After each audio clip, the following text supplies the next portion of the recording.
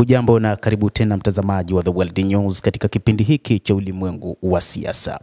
Na wakati huu tunaelekea katika Mashariki ya Kati ambapo Waziri Mkuu Benjamin Netanyahu ameeleza ni kwa nini wanaendeleza vita vyao huko katika ukanda wa Gaza, wakisema sababu kubwa ni Israel ambayo imeamua kufanya mashambulizi dhidi ya Israel. Netanyahu baada ya kupokea taarifa kutoka kwa makamanda kuhusu operesheni za IDF ili kuwakomboa mateka na kuwashinda Hamas, Waziri mkuu huyo wa Israel alijibu chapisho la kiongozi wa utawala wa Iran Ayatollah Al-Khamenei kupitia ukurasa wake wa X, zamani Twitter, ambapo alikuwa ziarani kaskazini mwa Gaza, akisema, nataka niwaambie kitu kimoja, tunapigania nini na kwa nini tunapigana. Alisema hili ni chapisho lililochapishwa leo na Ayatollah Al-Khamenei, kiongozi wa Iran. Hata hivyo ametumia neno kumuita dikteta wa Iran, ambapo anaelezea kwa nini Israel lazima iangamizwe. Waziri mkuu huyo wa Israel Benjamin Netanyahu amesema kwamba miongoni mwa mambo yanayomsukuma kuruhusu majeshi yake kufanya mashambulizi katika ukanda wa Gaza ni kutokana na kauli za watu wa Iran ambazo wanataka kuiangamiza Israel, na hivyo kutokana na kwamba wao wanaingiza silaha kwa wingi huko katika ukanda wa Gaza, lazima silaha zao ziangamizwe na wale wanaotumia silaha hizo pia waangamizwe.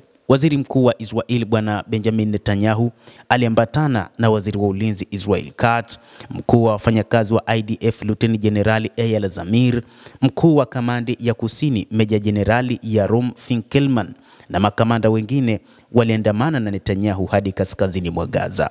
Tangazo la Netanyahu ni baada ya kupokea taarifa ya usalama kutoka kwa makamanda kuhusu operesheni za IDF huko katika ukanda wa Gaza. Netanyahu na Katz walikutana na askari ambapo waziri mkuu na waziri wa ulinzi wakafanya mazungumzo na makamanda wa eneo hilo katika brigedia ya battalion na pia kukutana na askari wa kazi na askari wa akiba.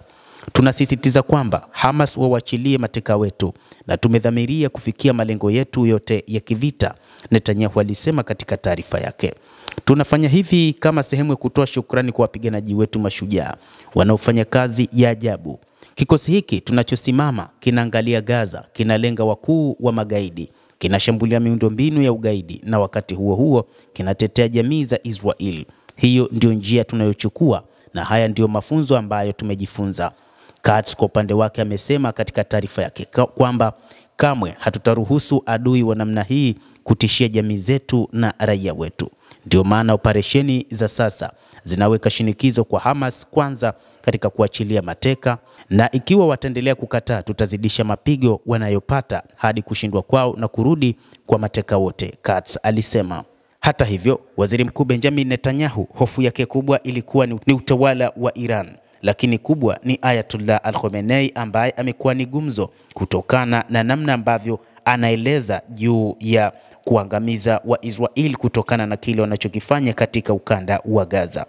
Katika siku za hivi karibuni Ayatollah Al-Khamenei aliandika katika ukurasa wake wa X kwamba katika kujibu kile kinachofanywa na Wazayuni, kwanza ni kuhakikisha tunatoa majibu ya kweli, lakini pia bila shaka lazima tujibu. Licha ya kwamba hawawezi kupunguza majukumu yao katika eneo la Gaza, lakini tuna jukumu kubwa la kuweza kuilinda serikali na kuwalinda watu wa ukanda wa Gaza. Hili ndilo lilomfanya waziri mkuu Benjamin Netanyahu kuja na kauli mbiu ya mwendelezo wa kuishambulia Gaza hadi pale Hamas watakapoondoka katika eneo hilo, lakini pia Iran kutoendelea na utoaji wa silaha kuko katika ukanda wa Gaza.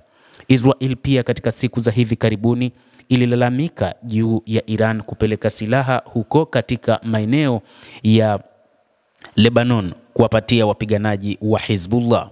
Hii ni moja kati ya mambo ambayo wakati huu Israel inalalama kusema kwamba hali ya mapigano katika eneo hilo la ukanda wa Mashariki ya Kati hayataisha. Mtazamaji, endelea kutufuatilia na usisahau kulike, kucomment na kusubscribe channel yetu hii. Mimi ni Adam Hussein. Endelea kutufuatilia, endelea kuwa nasi wakati wote uweze kuyafahamu yanayojiri duniani.